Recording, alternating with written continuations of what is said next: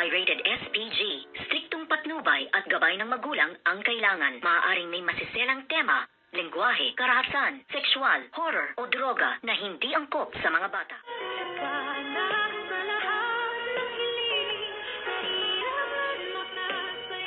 Good morning and welcome sa aking munting channel. Good job, Miss Lynette Santos. Napakaganda ng iyong ginawa at napakaganda ng isang halimbawang ginawa mo at binigyan mo ng pag-asa ang isa sa mga cancer patient na ngayon na kahit na ano ang mangyari sa kanila, mawalan man sila ng buhok, sa ginawa mong talent portion ay talagang napakagaling, napakasimple.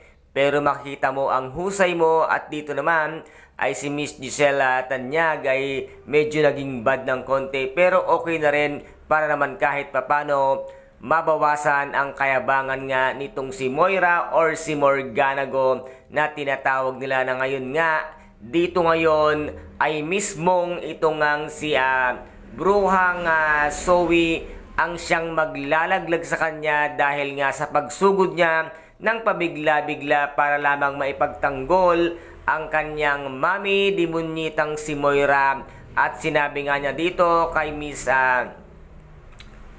Doktora Annalyn Santos na sinabi niya na kaya daw sila nanalo ay dahil nga dinaya ang kanyang mami na lahat ay nagulat sa kanyang sinabi nang sabihin niyang kaya naman kayo nanalo ay dinaya nyo ang mami ko, lalong-lalo na ikaw, Doktora Annalyn Santos. At dito naman ay nadulas na naman ang bibig nga nitong bruhang si Zoe. At ano kaya ngayon ang gagawin nila at paano ngayong ipapalusot ito nitong si Zoe ang kanyang pagsabi ng mami niya ang dinaya para manalo nga si Miss Lynette Santos dito nga sa Patimpalak at tinatawag nga nilang Ginang Apex 2024. Kaya guys, ito po ang ating pakaabangan dito nga sa abot kamay na pangarap na kung saan ay napaka-intense at kapanapanabik ang bawat eksena. At kung nagustuhan po ninyo ang aking videos for today,